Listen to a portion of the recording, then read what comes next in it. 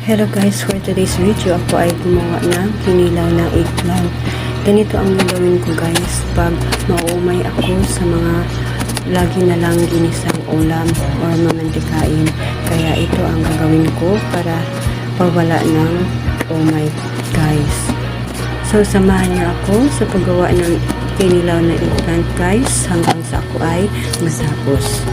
Simple lang ang gagawin natin dito guys. Pakuluan lang ang eggplant hanggang sa lumambot.